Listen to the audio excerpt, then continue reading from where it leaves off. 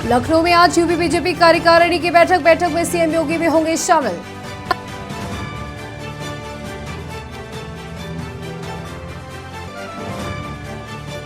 अखिलेश यादव का उत्तराखंड का दौरा आज। हल्द्वानी में एक शादी समारोह में शामिल होंगे अखिलेश यादव।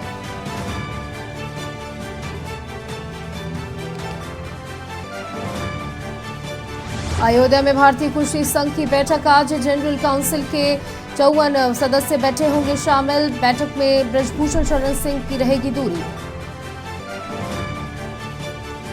सीएम योगी ने कहा अप्रैल मई तक कराएंगे निकाय चुनाव, विधायक सांसद रखे तैयारी।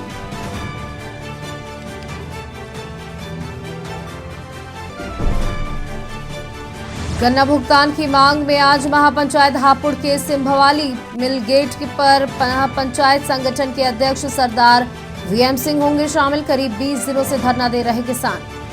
शीतलहर के बीच बारिश के आसार, सर्द हवाएं छुड़ा रही कपकपी, पहाड़ों की बर्फबारी का दिखा असर।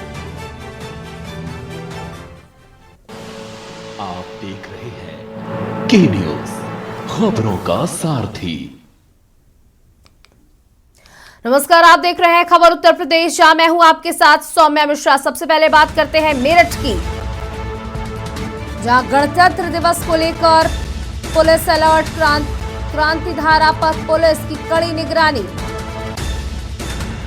बस स्टैंड, रेलवे स्टेशन पर चलाया गया सर्च ऑपरेशन।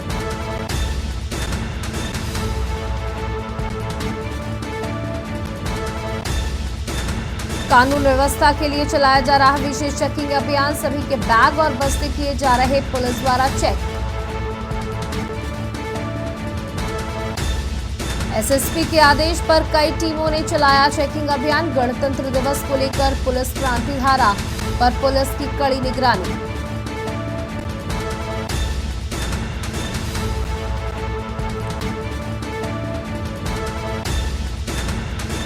गणतंत्र दिवस को लेकर पुलिस अलर्ट। मेरठ में जगह जगह चलाया जा रहा चेकिंग अभियान। रेलवे स्टेशन, बस स्टॉप, हर जगह चेक किए जा रहे बैग्स।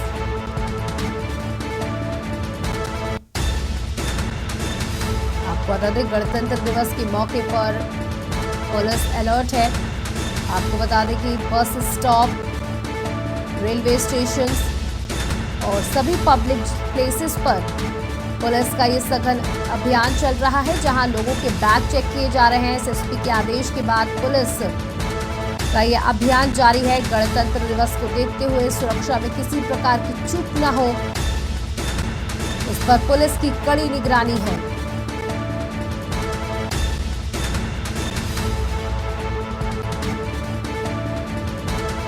यहाँ गणतंत्र दिवस के मौके पर क्रांति धारा पर पुलिस की कड़ी निगरानी। लोगों के बैग चेक किए जा रहे हैं। कुछ संदिग्ध मिलने पर लगातार उस पर ध्यान रखा जा रहा है। कानून व्यवस्था के लिए चलाया जा रहा विशेष चेकिंग अभियान। बैग और बस्ते किए जा रहे पुलिस द्वारा चेक। एसएसपी के आदेश पर कई टीमों ने चलाया चेकिंग अभियान।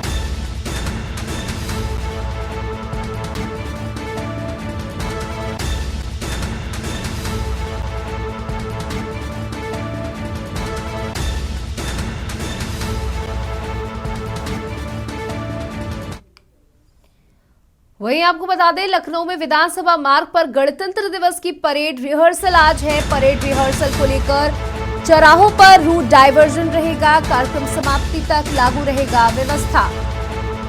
24 से लेकर 26 जनवरी को भी यही डायवर्जन लागू रहेगा। आपको बता दें 26 जनवरी की परेड को लेकर रिहर्सल है, जिसको लेकर के रूट डायवर्जन किया गया है। 24 और 26 तक इसी तरीके का रूट डायवर्जन रहेगा। गणतंत्र दिवस के मौके पर परेड रिहर्सल का ये कार्यक्रम, और जिस चौराहे पर ये कार्यक्रम चल रहा होगा, रिहर्सल चल रही होगी, वहां पर रूट डायवर्जन किया गया है।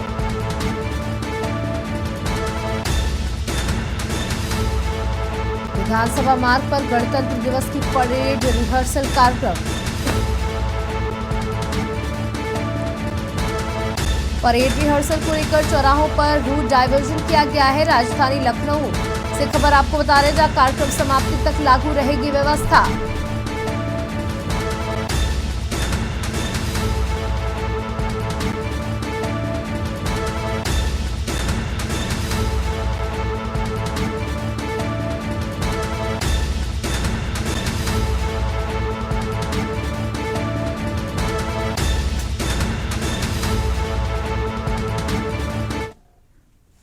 और इसी बीच आपको राजधानी लखनऊ से बड़ी खबर बता दें। लखनऊ से इस वक्त की बड़ी खबर, जहां यूपी बीजेपी की प्रदेश कार्य समिति की बैठक आज है, जिसको लेकर के तैयारियां तेज है। इंदिरा गांधी प्रतिष्ठान में 10:30 बजे ये बैठक आयोजित होनी है। प्रदेश कार्य समिति के उद्घाटन सत्र में सीएम भी रहेंगे मौजूद।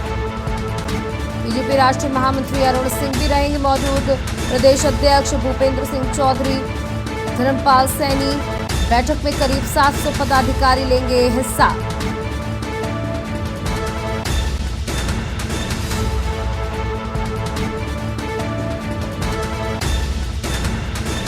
भाजपा की प्रदेश कार्य समिति की बैठक है, यानी कि आज इंदिरा गांधी प्रतिष्ठान में यह बैठक आयोजित होनी है।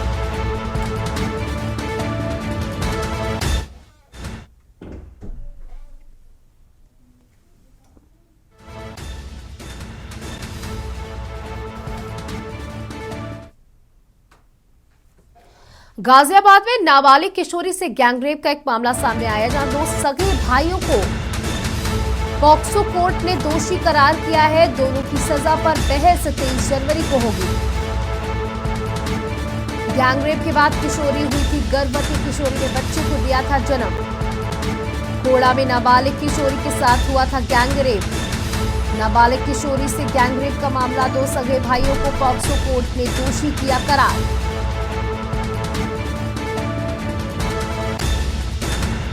कोड़ा में नाबालिग किशोरी के साथ हुआ था दुष्कर्म, उसके बाद उसने बच्चे को दिया था जन्म। नाबालिग किशोरी से गैंगरेप का मामला आया था सामने।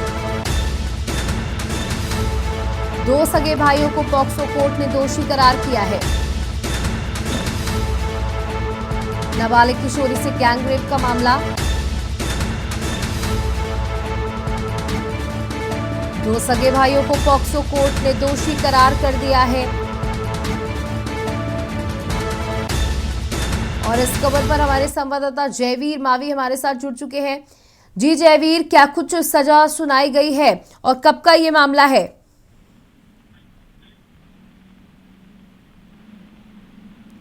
जी देखिए, ये खोड़ा थाना क्षेत्र का मामला था, जहां पर अब से लगभग 3 वर्ष जो एक महिला थी खोड़ा, जो बच्ची थी नाबालिग, खोड़ा के रहने वाली थी, और जहां पर जो आरोपी थे वो 2 सगे भाई थे, इसको पॉक्सो कोर्ट ने सजा सुनाई है। वहीं जो दोनों की सजा पर जो बहस है वो 23 जनवरी को होने वाली है। लेकिन किशोरी के साथ हुई गैंगरेप का खुलासा जब 7 महीने की बच्ची जो है वो गर्भवती हो चुकी थी, उसके बाद हुआ था, और उसकी शिकायत भी दर्ज कराई गई थी। जांच के बाद अब जो आरोपी है उनको सजा सुनाई गई, सजा की सुनाई जा रही है, दोषी करार दिया है। हालांकि सजा जो है अब 23 जनवरी को, यानी कि कल सजा पर बहस होगी और उन्हें सजा सुनाई जाएगी। तो कहीं ना कहीं जिस तरह गाजियाबाद के खोड़ा पुलिस ने इस मामले में कार्रवाई की है और सबूतों के साथ साथ जो पीड़िता है उसको न्याय दिलाने के लिए लगातार गाजियाबाद पुलिस ने जो कार्य किया है उसकी तारीफ की जा सकती है। और पुलिस लगातार जिस तरह अपराधियों के खिलाफ कार्रवाई के साथ साथ जल्द से जल्द चार्जशीट भी दर्ज की गई थी, तो कहीं ना कहीं चार्जशीट जल्दी दर्ज करना और पुलिस अधिकारियों को इस मामले में पूरी तरह से सभी तथ्य जुटाकर कोर्ट माननीय न्यायालय के सामने रखे गए, जिसके साथ अब ये जो आरोपी हैं, जो दोनों सगे भाई हैं, इनको जो दोषी करार दिया गया है। अब सजा देखना होगा कि किस जो सजा होगी वो कल जो 23 जनवरी को जो सजा सुनाई जाएगी वो कितनी सजा सुनाई जाएगी। हालांकि जो पुलिस की तरफ से सख्त जो सजा है, जो ज्यादा से ज्यादा सजा हो सकती है, उसकी पैरवी की जा रही है। जी बिल्कुल जयवीर, आपसे जानना चाहेंगे, जो दोनों सगे भाई हैं जिन्होंने दुष्कर्म किया है, वो भी नाबालिग हैं? देखिए, अभी जो आरोपी हैं वो नाबालिग नहीं है। जो आरोपी थे वो नाबालिग नहीं थे और वहीं खोड़ा के ही रहने वाले थे, जिसको लेकर जो पड़ोस की जो युवती थी उसको डरा धमका कर, जो नाबालिग बच्ची थी डरा धमका कर उसके साथ लगातार जो दुष्कर्म जैसी घटना को अंजाम दे रहे थे और परिवार इस मामले में अनजान था। लेकिन जब बच्ची की हालत खराब हुई और डॉक्टरों के पास उसको ले जाया गया तो वहां पर वो बच्ची गर्भवती बताई गई थी। तो 7 महीने की गर्भवती थी। हालांकि अब उस नाबालिग बच्ची ने भी एक बच्चे को जन्म भी दिया है। तो कहीं ना कहीं जो पुलिस जिस तरह से इन आरोपियों के खिलाफ कार्रवाई कर रही है, तो कहीं ना कहीं जो परिवार है उन्हें भी अब संतुष्टि नजर आ रही है। जी, बहुत बहुत शुक्रिया जयवीर हमारे साथ जुड़ने के लिए। तो दुष्कर्म करने वाले दोनों युवकों को सजा मिलेगी, जहां नाबालिग किशोरी से गैंगरेप का ये पूरा मामला था। खबर बाराबंकी से है, जहां आग का लाइव वीडियो वायरल हुआ है। कानून गो के निजी मुंशी ने समाधान दिवस के दौरान लगाई आग। लोगों ने कंबल डालकर बुझाई आग। गंभीर रूप से झुलसा मुंशी। कानून गो के निजी मुंशी ने पेट्रोल डालकर लगाई आग। तहसीलदार की डांट से आहत कानून गो ने निजी मुंशी ने लगाई आग। तहसीलदार ने ऑफिस में गालियां जान से मारने की धमकी दी थी मुंशी को, ऐसा मुंशी का कहना है। आपको बता दें, आला अधिकारियों के हाथ पांव फूले। मुंशी की हालत गंभीर, सिविल हॉस्पिटल में चल रहा इलाज। हैदरगढ़ तहसील परिषद में समाधान दिवस में हुई ये घटना।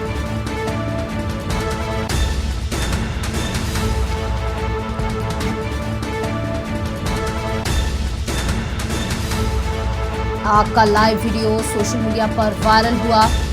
आपको बता दें कि कानून गो के निजी मुंशी ने समाधान दिवस के दौरान अपने आप को आग लगाई।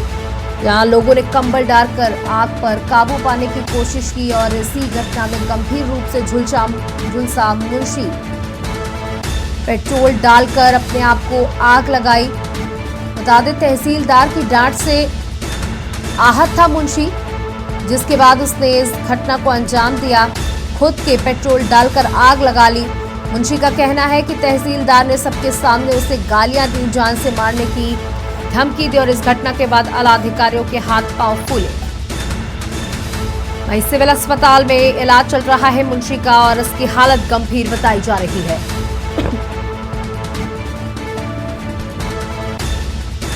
कानून गो के निजी मुंशी ने समाधान दिवस के दौरान खुद को लगाई आग। लोगों ने पानी डाल कंबल डाल करके आग बुझाने का किया प्रयास।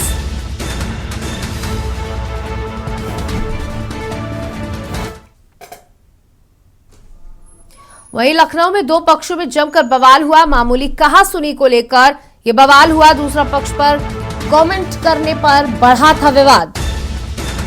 सूचना पर 5 थानों की पुलिस फोर्स पहुंची।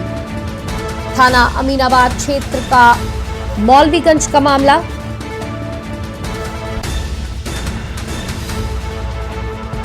सूचना पर 5 थानों की पुलिस फोर्स पहुंची। मामूली कहा-सुनी को लेकर ये बड़ा बवाल हो गया। बताया जा रहा है कि एक छोटे से कमेंट को लेकर दूसरे पक्ष पर कमेंट करने पर यह विवाद बढ़ गया, जहां 5 थानों की पुलिस ने पहुंचकर मामले को शांत कराया। थाना अमीनाबाद क्षेत्र का मौलवीगंज का मामला।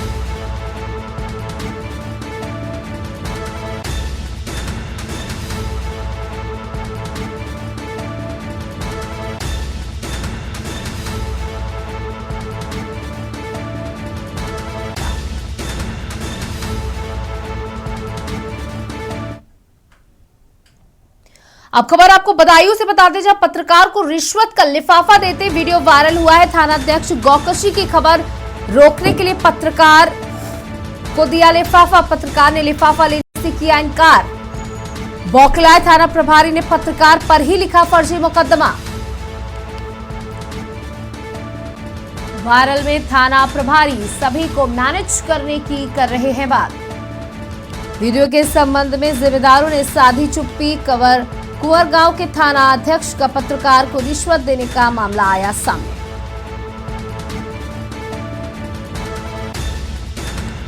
वीडियो के संबंध में जिम्मेदारों ने अभी चुप्पी साधी है, कोई कुछ भी कहने को तैयार नहीं है। आपको बता दें, कुंवर गांव के थाना अध्यक्ष का पत्रकार को रिश्वत देते हुए ये पूरा मामला सामने आया है। पूरा वीडियो वायरल हुआ है, जहां बदायूं में पत्रकार को आप तस्वीरों में देख सकते हैं।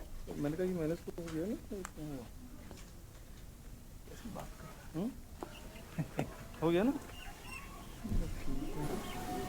ये रख लो मिठाई पानी। पैसे देकर, लिफाफा देकर मामले को शांत कराने की थाना प्रभारी कोशिश कर रहे हैं।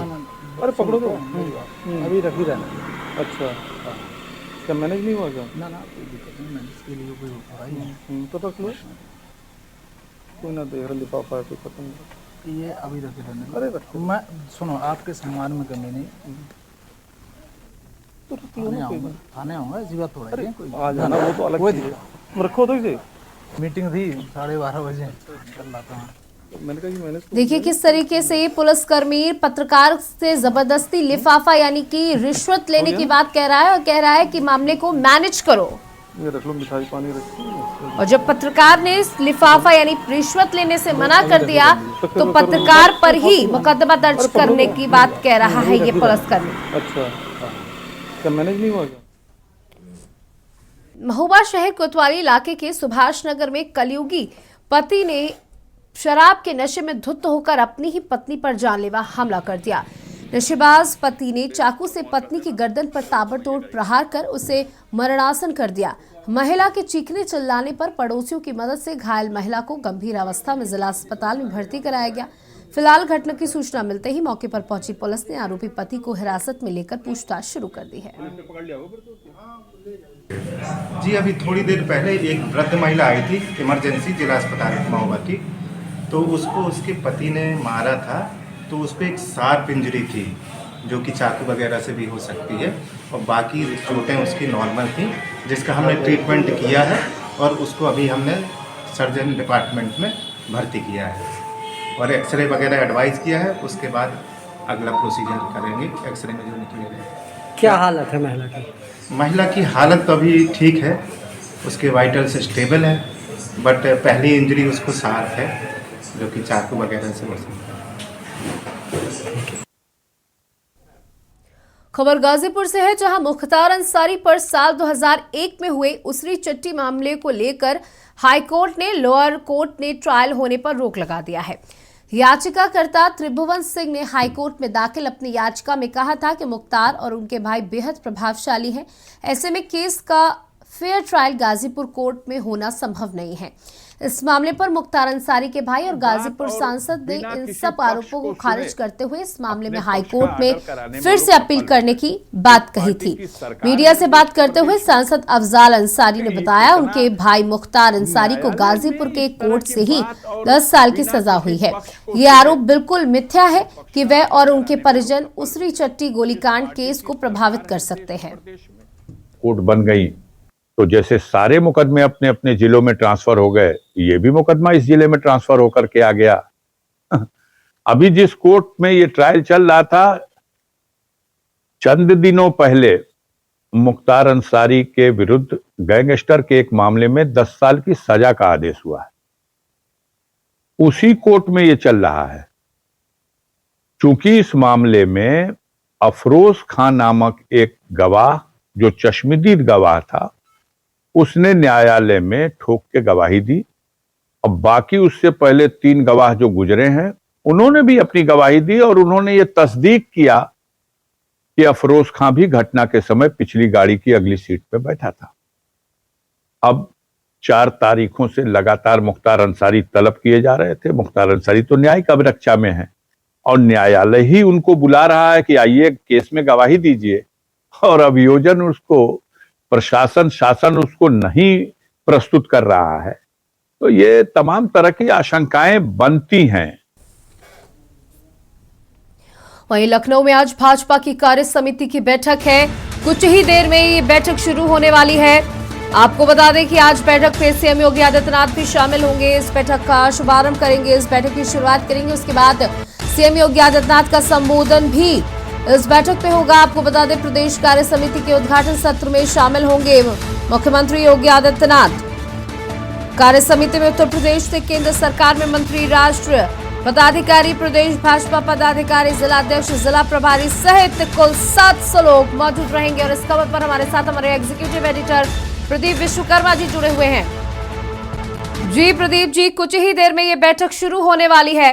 हम लगातार इस पर चर्चा कर रहे हैं क्योंकि राष्ट्रीय कार्यकारिणी की जब बैठक थी वो भी काफी अहम थी, लेकिन उत्तर प्रदेश की अभी ये बैठक है, इसमें कई पदाधिकारी मौजूद रहेंगे, यानी कि कार्यकर्ता से लेकर बड़े लोग तक इस बैठक में मौजूद रहेंगे। सीएम का संबोधन भी निश्चित है इस बैठक में। दर्शन करना तन सोवेला जित दर्शन प्रस्ताव पारित किया जाएगा, हम उस पर चर्चा करें। उससे पहले अपने दर्शकों को जरा यहाँ के का जो वातावरण है उससे हम रूबरू करवा देते हैं। देखिए ये है एंट्री पॉइंट जहाँ से लगातार लोग आ रहे हैं, मंत्रीगण आ रहे हैं, जो पदाधिकारी हैं वो आ रहे हैं, तमाम मंत्री पहुँच चुके हैं। और इसके अलावा स्वतंत्र देव सिंह को आप हमारे साथ में देख सकते हैं। स्वतंत्र देव सिंह आ रहे हैं, हम उनसे बात करने की कोशिश करेंगे कि पूर्व प्रदेश। सर बहुत स्वागत है आपका के न्यूज़ में। क्या है कार्य समिति का एजेंडा, क्या है? लोग बताएंगे ना, संगठन के लोग। जी आप भी संगठन में रहे? संगठन में है, लेकिन आज के वर्तमान पदाधिकारी बताएंगे। नहीं, आप तो मंत्री संगठन में लंबे समय तक रहे हैं और कैबिनेट मंत्री भी रहे हैं। क्या लगता है कि यहाँ से जो संदेश जाएगा वो पूरे देश में जाएगा? जी, कार्य समिति एक महत्वपूर्ण संगठन की एक पद्धति, और ये हमेसा राष्ट्रीय होती है, प्रदेश की होती है, मंडल की होती है, जिले की होती ही रहती है। अच्छा, महत्वपूर्ण प्रस्ताव पास होते हैं। जी ये बता रहे हैं कि कार्य समिति में यहाँ पर महत्वपूर्ण प्रस्ताव प्रस्तुत किए जाएंगे और पास किए जाएंगे, जिससे पूरा देश में संदेश जाएगा। बड़ी बात यहाँ पर ये है कि ये हम अपने कैमरामैन से कहेंगे, इधर का आपको दृश्य दिखाएंगे। ये है जहाँ से रास्ता है जहाँ पर लोग सारे पदाधिकारीगण और मंत्रीगण जा रहे हैं। बैठक अब से कुछ देर बाद शुरू होने वाली है। तमाम मंत्री यहाँ पर उपस्थित हो चुके हैं और अब कुछ देर बाद मुख्यमंत्री का भी यहाँ पर आगमन होगा। दोनों मुख्यमंत्री भी रहेंगे, जनरल बीके सिंह समेत कई केंद्रीय लोग भी यहाँ पर पहुँच चुके हैं और अब से कुछ देर बाद ये मीटिंग शुरू होने वाली है। और अब अगर हम बात करें यहाँ पर राजनीति की बात करें और राजनीति के आर्थिक की बात करें तो दो प्रस्ताव यहाँ पर पारित होंगे। एक राजनीतिक प्रस्ताव होगा और दूसरा आर्थिक प्रस्ताव होगा। कौन ये सबसे बड़ी हमको देखने की बात होगी कि राजनीतिक प्रस्ताव कौन यहाँ पर प्रस्तुत करता है और उसे कौन पारित करता है, क्योंकि जिस तरीके से राष्ट्रीय कार्य समिति की अगर हम बात करें तो राष्ट्रीय कार्य समिति में केशव प्रसाद मौर्य जो कि पिछड़े वर्ग से आते हैं उनसे प्रस्ताव रखवाया गया था और दलित और बाकी के बैकवर्ड से उसे पारित करवाया गया था। तो एक मैसेज देने की कोशिश की गई थी, क्योंकि पिछड़ा वर्ग काफ़ी महत्वपूर्ण रोल प्ले करता है भारतीय जनता पार्टी की सरकार बनाने में। यहाँ पर किससे ये काम करवाते हैं ये देखना काफ़ी दिलचस्प होगा। आर्थिक की बात करें तो इन्वेस्टमेंट की बात की जा रही है। 17 लाख करोड़ का इन्वेस्टमेंट लाने की बात की गई है और उसमें कितनी सफलता मिली है, कैसे और आगे कितना कार्यक्रम होगा, क्योंकि फरवरी में एक बड़ा कार्यक्रम होने वाला है, इसको लेकर के उस पर भी हमारी नज़र रहेगी। जी बिल्कुल। क्या बताया जा रहा है कि आने वाली जो आगामी कार्य की योजनाएं हैं उस पर भी चर्चा की जा सकती है, उसको भी प्रस्तुत किया जा सकता है सत्र में। आ चुके हैं, संदीप जी से बात कर लें। संदीप जी, कितनी महत्वपूर्ण है बैठक आज की? देखिए, थोड़े समय के उस पे गैप पे इस हमारी पार्टी की कार्य समिति की बैठक आयोजित होती रहती है और पार्टी के हमारे सारा जितना प्रदेश का शीर्ष नेतृत्व है उनका मार्गदर्शन हमको मिलता है। आने वाले समय में, क्योंकि हम सब अब चुनाव का समय है और पार्टी बहुत जल्द चुनाव में पूरी तरह से आ ही चुकी है, हम सब लोगों को जो भी हमारे शीर्ष नेतृत्व के द्वारा आज मार्गदर्शन दिया जाएगा उसके अनुसार हम सब लोग पार्टी के सारे सिपाही के नाते हम सब लोग कार्य करेंगे। एक बहुत महत्वपूर्ण विभाग आपके पास में है, पिछली कैबिनेट में भी आप उसमें मंत्री थे, इस बार स्वतंत्र प्रभार है, उसका कितना प्रभाव रहेगा, क्योंकि शिक्षा को लेकर के एक बड़ा। देखिए, शिक्षा के स्तर पर हम सब लोगों ने बहुत ज़्यादा कार्य किया है। शिक्षा को बेहतर बनाने के लिए हम सब लोगों ने, पार्टी ने बहुत कार्य किया है और आज हम सब लोगों के सामने बेसिक शिक्षा विभाग का जो हम सब लोग प्रदर्शन है इतना बेहतर है कि आज हमारे जितने भी प्रदेश भर के अभिभावक हैं आज उनका एक विश्वास फिर से हमारे बेसिक शिक्षा विभाग के ऊपर जगह है। मुझे लगता है कि हम सब शिक्षा के स्तर को ऊंचा लेकर के जाने के लिए पूरा अपना जितना प्रयास कर सकते हैं वो कर रहे हैं। आपका विभाग कितना अहम रोल निभाएगा इस 80 की 80 सीटें जीतने में? देखिए हमारे विभाग का क्या, मेरे विभाग से तो शिक्षा से जुड़ा हुआ मेरा विभाग है और सीधे चुनाव से इसका कोई संबंध नहीं है। बच्चों के भविष्य से इसका संबंध है और हम सब लोग प्रयास कर रहे हैं कि बच्चों के भविष्य को हम सब बेहतर बनाएं। आखिरी सवाल है, शिक्षक संघ की 2 सीटें भी का चुनाव भी होने वाला है, वो उसमें कितना भरोसा है आपको कि 5 की 5 सीटें आप जीतेंगे? मुझे पूर्ण विश्वास है कि पूरा संगठन मिलकर के चुनाव लड़ेगा और ये दोनों सीटों को हम सब लोग, जितने भी हमारे शिक्षक MLC चुन करके आने हैं, सभी हमारे जीत करके पूर्ण बहुमत से आएंगे। बहुत शुक्रिया के न्यूज़ से बात करने के लिए। ये हैं Sandeep Singh ji, basic education minister हैं, जो बता रहे हैं कि उनका विभाग भी लगातार कोशिश कर रहा है कि वो शिक्षा को बेहतर बनाया जाए और शिक्षा को बेहतर बना करके प्रदेश में संदेश दिया जाए कि प्रदेश की सरकार हर स्तर पर काम कर रही है, चाहे वो आर्थिक हो, राजनीतिक हो या सामाजिक हो। तो इस तरह के हर विभाग का मंत्री अपने अपने हिसाब से काम कर रहा है। हम आपको दिखाएंगे, यहाँ पर लोगों के आने का लगातार सिलसिला जारी है और अब इंतजार है। शायद मुझे लगता है कि मुख्यमंत्री भी शायद पहुंच चुके हैं। जी, मुख्यमंत्री भी यहाँ पर पहुंच चुके हैं। हम आपको अपने कैमरे की नज़र से दिखाएंगे कि आगे चले जाओ, जी, आगे चले जाओ। शायद सुरक्षा कारणों से हमें थोड़ा और अंदर की तरफ जाना पड़ेगा और हम अंदर की तरफ आगे बढ़ रहे हैं। अपने कैमरामैन से कहेंगे कि वो थोड़ा और पीछे हटे, क्योंकि मुख्यमंत्री आ गए हैं और उनकी सुरक्षा का मामला है। तमाम, जैसा कि मैंने बताया कि तमाम पहले केंद्रीय जी प्रदीप जी, आप लगातार नजर बनाए रखिएगा। यहाँ एक छोटे से ब्रेक का वक्त हो चला है, तो लगातार हमारे एग्जीक्यूटिव एडिटर लखनऊ से हमारे साथ जुड़े हुए हैं और यहाँ रुकना होगा छोटे से ब्रेक के लिए।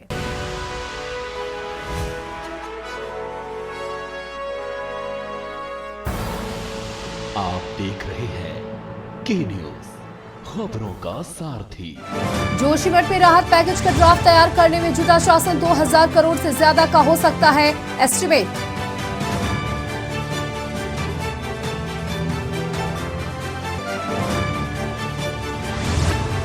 भर्ती घोटाले के खुलासे के बीच सरकार का आक्रामक रुख, भ्रष्टाचार की शिकायत पर तत्काल होगा एक्शन।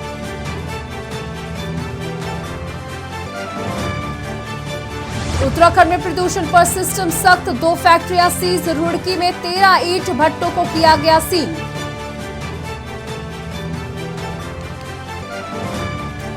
पूर्व सीएम त्रिवेंद्र सिंह रावत की बातों में फिर झलका दर्द, कहा देवस्थानम बोर्ड होता तो उसकी आय से हो जाता पुनर्निर्माण। 8 वैज्ञानिक संस्थानों की रिपोर्ट पर निर्भर करेगा जोशीमठ का भविष्य, रोज बदल रहे हालात।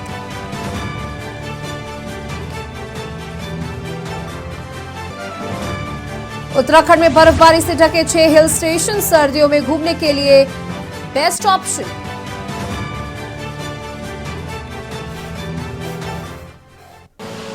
आप देख रहे हैं के न्यूज़, खबरों का सारथी। नमस्कार, आप देख रहे हैं खबर उत्तराखंड, जहां मैं हूं आपके साथ सौम्या। खबर उत्तराखंड में आगे बढ़ेंगे, लेकिन सबसे पहले आपको बड़ी खबर लखनऊ से बता दें, जहां पर कार्य समिति की बैठक है। उत्तर प्रदेश कार्य समिति की बैठक कुछ ही देर में शुरू होने वाली है। कार्य समिति की बैठक इंदिरा प्रतिष्ठान में ये बैठक होगी। प्रदेश कार्य समिति के उद्घाटन सत्र में शामिल होंगे मुख्यमंत्री योगी आदित्यनाथ। अभी हमने आपको लगातार दिखा रहे थे, जहां हमारे एग्जीक्यूटिव एडिटर ने स्वतंत्र देव सिंह से भी बातचीत करी, साथ ही शिक्षा मंत्री से भी बातचीत करते हुए उन्होंने जाना कि इस कार्य समिति का पूरा उद्देश्य क्या है।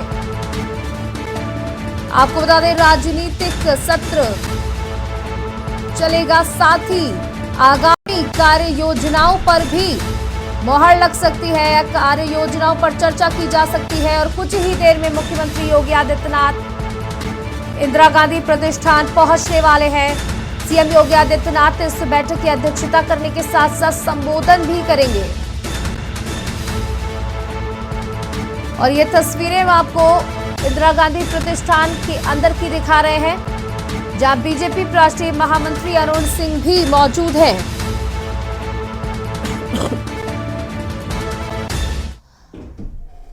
तो ये तस्वीरें, लाइव तस्वीरें के न्यूज इंडिया पर आप देख रहे हैं, जहां बीजेपी कार्य समिति की बैठक है। सभी पदाधिकारी, करीबन 700 पदाधिकारी इस बैठक में मौजूद हैं।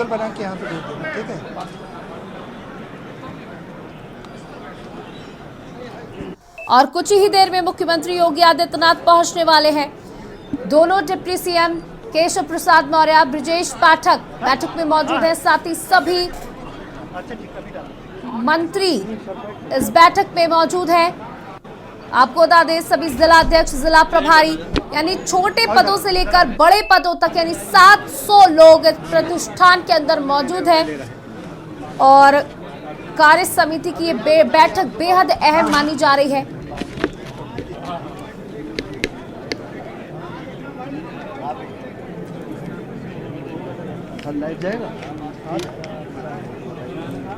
और इस बैठक में सीएम योगी आदित्यनाथ भी शामिल होंगे, उनका संबोधन भी है।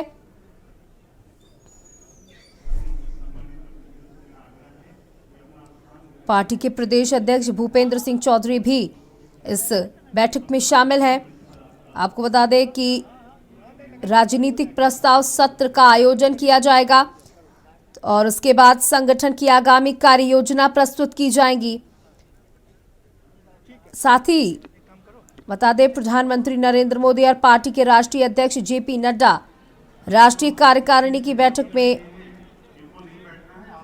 कई अहम एजेंडे उन्होंने सामने रखे हैं। तो एक्सक्लूसिव आप देख रहे हैं, कुछ ही देर में इंदिरा गांधी प्रतिष्ठान में ये बैठक शुरू होगी।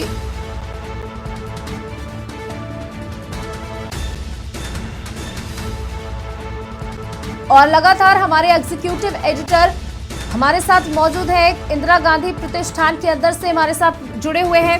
जी प्रदीप जी, कितनी देर में मुख्यमंत्री के पहुंचने की सूचना मिल रही है? देखिए, मुख्यमंत्री पहुंच चुके हैं और अब हम दर्शकों को वो दृश्य दिखाने जा रहे हैं जो बहुत ही एक्सक्लूसिव है। ये पूरे अंदर की जगह है जहां पर कार्य समिति की बैठक हो रही है। अंदर का हाल है, तमाम लोग यहाँ पर मौजूद है। मंत्रीगण यहाँ पर पहुँच चुके हैं, मुख्यमंत्री भी यहाँ पर पहुँच चुके हैं। दोनों उप मुख्यमंत्रियों के भी पहुँचने का सिलसिला लगातार जारी है। केंद्र के तमाम लोग यहाँ पर पहुँच चुके हैं। ये पूरा हाल हम अपने कैमरामैन बलराम से कहेंगे कि वो पूरे हाल का आपको दृश्य दिखाएंगे कि कैसे यहाँ मंच सज गया है। मंच पर तमाम लोग बैठे हुए हैं। आप अगर कैमरामैन हमारे दिखा पाएँ आपको। सबसे बड़ी बात है कि विनय कटियार जिनकी हम बात कर रहे थे, जो काफ़ी समय से दिखाई नहीं पड़ रहे थे, वो मंच पर दिखाई दे रहे हैं। क्योंकि विनय, आपको केशव प्रसाद मौर्य मंच पर दिखाई दे रहे होंगे, उप मुख्यमंत्री हैं, वो यहाँ पहुँच चुके हैं। जनरल वीके सिंह पीछे बैठे हुए हैं, उनको आप देख सकते हैं। तमाम कैबिनेट मंत्री, आप केंद्र के राज्य मंत्री कौशल किशोर को भी आप देख सकते हैं। जल शक्ति मंत्री और पूर्व अध्यक्ष हैं, वो भी मंच पर बैठे हुए हैं। तो तमाम मंत्री, और ये देखिए ये मंत्री कोरी आ रहे हैं, कोरी भी यहाँ पर आ रहे हैं, वो भी राज्य मंत्री हैं। तो लगातार मंत्रियों के आने का सिलसिला जारी है। ब्रजेश पाठक को आप देख सकते हैं, वो लोगों से मिल रहे हैं, आप वो बात कर रहे हैं। तो ये दोनों उप मुख्यमंत्री यहाँ पर पहुँच चुके हैं, मंत्री भी यहाँ पर पहुँच चुके हैं और पूरी कैबिनेट यहाँ पर मौजूद है। कैबिनेट के साथ साथ में पूरा संगठन यहाँ पर मौजूद है। जी, मुख्यमंत्री कितनी देर में स्टेज पर पहुंच जाएंगे, इसकी कोई सूचना? मुख्यमंत्री योगी आदित्यनाथ कब तक स्टेज तक पहुंच जाएंगे और ये कार्यक्रम कब से शुरू होगा? देखिए, मुख्यमंत्री यहाँ पर पहुँच चुके हैं और अब से कुछ देर बाद वो मंच पर आ जाएंगे। 10:30 बजे का समय था, लेकिन मुझे लगता है कि शायद थोड़ा और विलम्ब होगा। 11 बजे तक ये मीटिंग शुरू हो पाएगी और ये एक बहुत ही महत्वपूर्ण बैठक होने जा रही है, क्योंकि खुद मुख्यमंत्री यहाँ पर शिरकत करेंगे, वो एक संदेश देंगे। यहाँ की अगर हम बात करें तो जो राष्ट्रीय कार्य समिति की बैठक हुई थी, राष्ट्रीय कार्य समिति की बैठक में जो संदेश दिया गया था, वो संदेश यहाँ पर सारे लोगों को दिया जाएगा, प्रदेश कार्य समिति में लोगों को दिया जाएगा। इसीलिए 1 दिवसीय कार्य समिति की बैठक रखी गई है और वो संदेश आज पूरे प्रदेश में जाएगा। हम आपको बता दें कि यही कमोबेश यही सीन पूरे देश में रहने वाला है, क्योंकि जो राष्ट्रीय कार्य समिति की बैठक में प्रधानमंत्री नरेंद्र मोदी संदेश दिया था और जो राष्ट्रीय अध्यक्ष जेपी नड्डा ने जो संदेश दिया था, वो संदेश यहाँ पर आज दिया जाएगा, वो संदेश को आगे बढ़ाया जाएगा। और यही कमोबेश स्थिति पूरे देश के जहाँ पर भारतीय जनता पार्टी की सरकार है या जहाँ भी नहीं है, वहाँ भी कार्य समिति की बैठकें की जा रही हैं और वो प्रधानमंत्री और जेपी नड्डा का संदेश वहाँ भी सबको दिया जाएगा। यानी कि केंद्र से जो संदेश चला है, वो हर प्रदेश में ये संदेश पहुँचेगा। यहाँ 2 प्रस्ताव पारित किए जाएंगे, राजनीतिक प्रस्ताव पारित किए जाएंगे। जी प्रदीप जी, जिस तरीके से आज सीएम योगी आदित्यनाथ ने यह ऐलान भी कर दिया है कि अप्रैल और मई के बीच में नगर निगम के चुनाव भी कराए जाएंगे, तो उसके मद्देनजर विधायक और बाकी जो कार्यकर्ता हैं वो चैतन्य हो जाए, तो इसको लेकर के इस कार्य समिति में कोई बातचीत होगी नगर निकाय के चुनाव को लेकर के भी? बिल्कुल, देखिए भारतीय जनता पार्टी एक ऐसी पार्टी है जो हर चुनाव को, छोटे से छोटे चुनाव को भी जीतने का भरसक प्रयास करती है और हमेशा टॉप पर रहती है। चुनाव जीतने की मशीन बन गई है।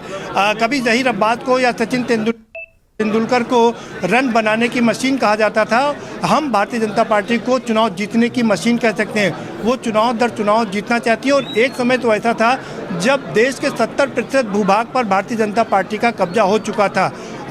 लेकिन ये अलग बात है कि कुछ राज्यों में जैसे हिमाचल प्रदेश का चुनाव अभी पार्टी हार गई है, हालांकि गुजरात में बम्पर जीत दर्ज की है, लेकिन इसके बावजूद एक बड़ा संदेश देने की कोशिश की जा रही है और सारे कार्यक्रम उसी के हिसाब से तय कर दिए गए हैं। G20 देश का सबसे बड़ा कार्यक्रम होने जा रहा है और उस लिहाज से सितंबर तक ये कार्यक्रम रहेगा।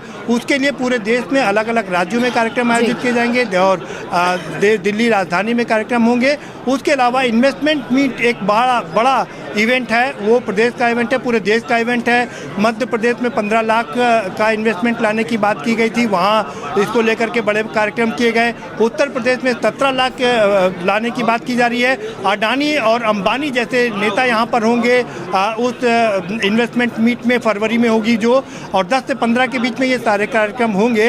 अडानी यहाँ पर होंगे, अंबानी होंगे, खुद प्रधानमंत्री होंगे, देश की राष्ट्रपति मुर्मू होंगी जो कि कार्यक्रम का समापन करेंगी। तो एक बड़ा, जैसे कि विपक्ष का आरोप रहता है कि भारतीय जनता पार्टी एक इवेंट मैनेजमेंट की पार्टी है, तो एक बड़े इवेंट के रूप में इसको यहाँ पर रखा जा रहा है। बड़ा इवेंट यहाँ पर दिखाया जाएगा और दोनों, चाहे इन्वेस्टमेंट मीट का कार्यक्रम हो या जो बाकी के जो कार्यक्रम है उसको G20 का जो कार्यक्रम है, दोनों कार्यक्रम अंतर्राष्ट्रीय स्तर पर यहाँ पर आयोजित किए जा रहे हैं और इसको लेकर के पूरे देश में एक बड़ा मैसेज देने की कोशिश की जा रही है। जी प्रदीप जी, आप लगातार नजर बनाए रखिएगा और मुख्यमंत्री के आगमन के बाद हम आपसे पूरी जानकारी लेंगे कि क्या कुछ चर्चा की गई इस कार्य समिति में। बहुत बहुत शुक्रिया आपका हमारे साथ जुड़ने के लिए। तो यूपी में बीजेपी की कार्य समिति की बैठक आज होनी है।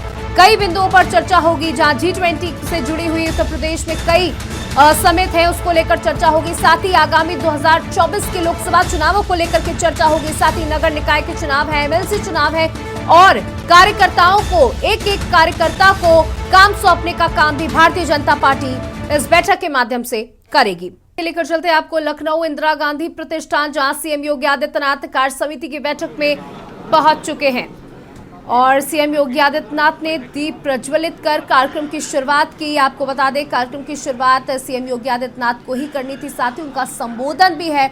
उसके बाद कई चीजों पर चर्चा की जाएगी, जहां 2024 मुख्य लक्ष्य है। आप तस्वीरों में बड़े बड़े नेताओं को देख सकते हैं, यानी संगठन से लेकर के छोटे कार्यकर्ता तक सभी इस बैठक में मौजूद हैं। तो हम लगातार आपको उत्तर प्रदेश की कार्य समिति की बैठक में दिखा रहे हैं कि उत्तर प्रदेश के मुख्यमंत्री ने दीप प्रज्वलित करते हुए इस कार्यक्रम की शुरुआत कर दी है। तो चलिए अब बात कर लेते हैं उत्तराखंड की कुछ खबरों की, जहां आपको बता दें कार्य समिति की बैठक लगातार जारी है और उत्तर प्रदेश की कार्य समिति की यह बैठक बेहद अहम मानी जा रही है, क्योंकि राष्ट्रीय कार्यकारिणी की बैठक के बाद उत्तर प्रदेश की कार्य समिति की बैठक बेहद अहम है। उत्तर प्रदेश में बीजेपी ने लोकसभा इलेक्शंस की तैयारियां तेज भी कर दी है। कुछ ही देर में लखनऊ में यूपी बीजेपी प्रदेश कार्य समिति की बैठक शुरू भी हो जाएगी। वहीं दीप प्रज्वलित करके इस बैठक की शुरुआत कर दी गई है। वहीं हमारे एग्जीक्यूटिव एडिटर प्रदीप विश्वकर्मा ने कैबिनेट मंत्री धर्मपाल सिंह और पर्यटक मंत्री जयवीर सिंह से खास बातचीत की। आइए सुनाते हैं। भारतीय जनता पार्टी की एक दिवसीय कार्य समिति का आज यहां से शुभारंभ हो रहा है और तमाम मंत्री और नेतागण मौजूद हैं और लगातार यहां पर आने का सिलसिला जारी है। वित्त मंत्री को आप देख सकते हैं, वित्त मंत्री पहुंच रहे हैं और इसके साथ साथ में धर्मपाल सिंह, जो कि धर्मपाल सिंह जी हमारे साथ में, हम उनसे बात करने की कोशिश करेंगे। बहुत स्वागत है सर आपका। धन्यवाद आपको। क्या है पूरा आज का कार्यक्रम, क्या है? आज प्रदेश कार्यक्रम बैठक है जी, पहली बैठक है, उत्साहित बैठक है जी। धन्यवाद आपको। आपको क्या लगता है कि ये बैठक कितनी महत्वपूर्ण होने वाली है, क्योंकि 2024 के लिहाज से? देखिए 2024 के लिहाज से ये बैठक अति महत्वपूर्ण है, क्योंकि भारतीय जनता पार्टी प्रदेश में प्रचंड बहुमत से लोकसभा की सीटें जीतेगी। एक आखिरी सवाल सर आपसे ये है, क्योंकि आप अल्पसंख्यक भी देख रहे हैं, अब आपकी पार्टी अल्पसंख्यकों को भी अपने साथ जोड़ने की कवायद कर रही है, लेकिन जो सवाल ये है कि वो कितना जोड़ पाएगी, क्योंकि जिस तरह से माहौल रहा है कितना वो अपने आप को कनेक्ट कर पाए? देखिए, मुसलमान को सीधा अब लग गया है कि उसका हित भारतीय जनता पार्टी में माननीय प्रधानमंत्री नरेंद्र मोदी जी ने जो कहा था, सबका साथ, सबका विकास, सबका विश्वास और सबका प्रयास। जो सुविधाएं हिंदू को मिली गरीब को, उतनी सुविधाएं मुस्लिम गरीब को भी मिली है। इसलिए सरकार में उनकी पूरी आस्था है और विश्वास है, मुस्लिम समाज वोट करेगा। ये है धर्मपाल सिंह जी जो बता रहे हैं कि लाभार्थी वर्ग बन चुका है मुस्लिम समाज, और यही कारण है कि वो भारतीय जनता पार्टी से कनेक्ट हो रहा है और उन्हें उम्मीद है कि वो ज़रूर यहाँ उनको भारतीय जनता पार्टी को वोट करेगा। धर्मपाल सिंह के अलावा जितने भी कैबिनेट मंत्री हैं वो सब यहाँ पर धीरे धीरे आ रहे हैं। खुद मुख्यमंत्री यहाँ पर आएंगे। दोनों उप मुख्यमंत्रियों के यहाँ के पर आने का है कि वो दोनों उप मुख्यमंत्री भी रहेंगे, साथ साथ में केंद्रीय मंत्री जो कि प्रदेश के प्रभारी हैं वो भी यहाँ पर रहेंगे। और हम अपने कैमरामैन बलराम के साथ में आपको यहाँ की पल पल की रिपोर्ट देते रहेंगे। समिति की बैठक शुरू होने वाली है। हमारे साथ में जयवीर सिंह जी हैं, पर्यटन मंत्री हैं और लंबे समय से राजनीति कर रहे हैं, 1988 से राजनीति कर रहे हैं। और अब पूरा आगरा और मैनपुरी की बात करें तो गढ़ है इनका अपना, खासकर जो समाजवादी पार्टी का गढ़ है उसमें उन्होंने अपना गढ़ बनाया है। सर, ये बताइए कि कार्य समिति की बैठक है, बहुत अहम बैठक है, क्या क्या मुद्दे रहने वाले हैं? देखिए, राष्ट्रीय कार्यकारिणी की बैठक हो चुकी है जी। उसी परिप्रेक्ष्य में प्राय सारे राज्यों में अपने अपने प्रदेशों की कार्य समिति की बैठक होनी है। उत्तर प्रदेश की धरती पे आज कार्य समिति आयोजित हो रही है।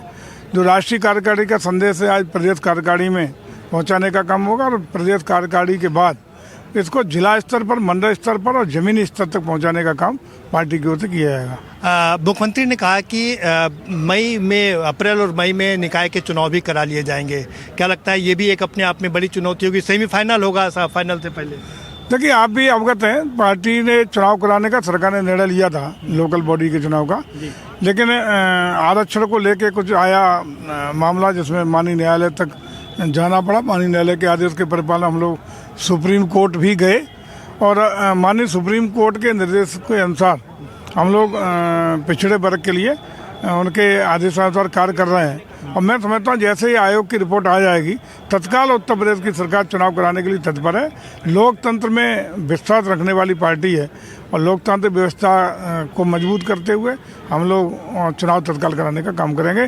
जो संभावित है कि मई में हो जाए, अप्रैल में हो जाए, जून में हो जाए, जैसे ही आयोग की रिपोर्ट आई तुरंत कार्य करेंगे। एक सवाल यह है कि पिछली बार जो चुनाव हुए थे उसमें से 14 सीटें आपको मिली थी और 2 बसपा के पास में थी, सपा कहीं नहीं थी। इस बार आप क्या परिदृश्य देख रहे हैं? देखिए, पंचायत चुनाव की आज बात कर रहे हैं। पंचायत चुनाव में या हर चुनाव में पार्टी पूरी मजबूती के साथ, दृढ़ता के साथ लड़ती है। परिणाम भी सारे के सारे 2017 से लेकर बल 2014 से लेकर अब तक सकारात्मक और बेहतरीन परिणाम भारतीय जनता पार्टी पक्ष में आए हैं। और हमारा प्रयास है कि मोर देन 50% जनता का समर्थन भारतीय जनता पार्टी को हर चुनाव में मिले। उसके लिए सजगता के साथ, दृढ़ता के साथ हम लोग अपनी रणनीति पर आगे बढ़ने का काम कर रहे हैं। एक आखिरी सवाल है, क्या संदेश जाएगा यहाँ से? आज क्या संदेश देंगे आज पूरे प्रदेश के? संदेश जाएगा कि 80 की 80 सीटें हम लोग लोकसभा की जीतने का काम करेंगे। 14 हम लोग सीटें जो पिछली लूज किए थे उनको भी हासिल करेंगे और 80 की 80 सीटें उत्तर प्रदेश में भारतीय जनता पार्टी के कमल निशाने का काम करेंगे, कमल खिलाने का काम करेंगे। बहुत शुक्रिया के न्यूज़ से बात करने के लिए। ये हैं पर्यटन मंत्री जयवीर सिंह जी जो हमें बता रहे हैं कि चाहे लोकल बॉडीज़ के चुनाव हों वहाँ पर वो अपना पूरा दमखम पार्टी दिखाएगी और पिछड़ों को लगातार लुभाने की कोशिश की जा रही है। हालांकि ये अलग बात है कि विपक्ष इस पे निशाना साध रहा है, लेकिन भारतीय जनता पार्टी का मानना है कि पार्टी ने पिछड़ों के लिए बहुत कुछ किया है और इस बार भी उसी के कारण ये चुनाव आगे बढ़ाए गए हैं जिससे कि उनको आरक्षण दिया जा सके। संदेश आज कार्य समिति में यही दिया जाएगा कि उन्हें उत्तर प्रदेश की 80 से 80 सीटें जीतनी है। कैमरामैन बलराम के साथ प्रदीप विश्वकर्मा, के न्यूज़, लखनऊ। आइए आपको सीधे लेकर चलते हैं लखनऊ इंदिरा गांधी प्रतिष्ठान, जहां पर कार्य समिति की बैठक शुरू हो चुकी है। दीप प्रज्वलित करके सीएम योगी आदित्यनाथ ने इस बैठक की शुरुआत कर दी है और आप टेलीविजन स्क्रीन पर प्रदेश अध्यक्ष भूपेंद्र चौधरी को देख सकते हैं, जहां इस बैठक की पूरी अध्यक्षता भूपेंद्र सिंह चौधरी के हाथों में।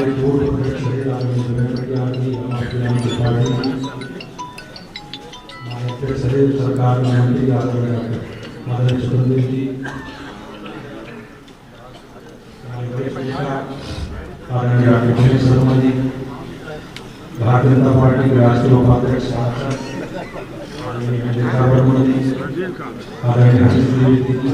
मुख्यमंत्री ब्रजेश पाठक जी, भारतीय जनता पार्टी उत्तर प्रदेश के सह प्रभारी आदरणीय सुनील ओझा जी, आदरणीय संजीव चौरसिया जी, भारतीय जनता पार्टी के महामंत्री संगठन आदरणीय धर्मपाल जी, हमारे पूर्व अध्यक्ष रहे आदरणीय विनय कटियार जी, रमापति राम त्रिपाठी जी, हमारे अध्यक्ष रहे सरकार में मंत्री आदरणीय स्वतंत्र देव जी, हमारे वरिष्ठ नेता आदरणीय डॉक्टर दिनेश शर्मा जी, भारतीय जनता पार्टी की राष्ट्रीय उपाध्यक्ष सांसद आदरणीय बहन रेखा वर्मा जी, आदरणीय हरीश द्विवेदी जी, भारत सरकार में मंत्री आदरणीय डॉक्टर संजीव बालियान जी, आदरणीय डॉक्टर पंकज चौधरी जी, आदरणीय जनरल वी.के. सिंह जी, आदरणीय कौशल किशोर जी, आदरणीय बहन साध्वी निरंजन ज्योति जी, आदरणीय श्री भानु प्रताप वर्मा जी और इस सभागार में उपस्थित सभी भारतीय जनता पार्टी के वरिष्ठ सम्मानित कार्यकर्ता भाइयों बहनों, आज हम लोग लखनऊ में कार्य समिति में बैठक में मिल रहे हैं। भारतीय जनता पार्टी की राष्ट्रीय कार्य समिति की बैठक में 16-17 जनवरी को नई दिल्ली में आहूत की गई थी। उसी परिप्रेक्ष्य में उन कार्यक्रमों को, अभियानों को लेकर केंद्र ने तय किया कि 26 जनवरी तक सभी प्रदेशों को कार्य समिति की बैठक करनी और उन कार्य समिति की बैठक में इसी एजेंडे पर चर्चा करनी।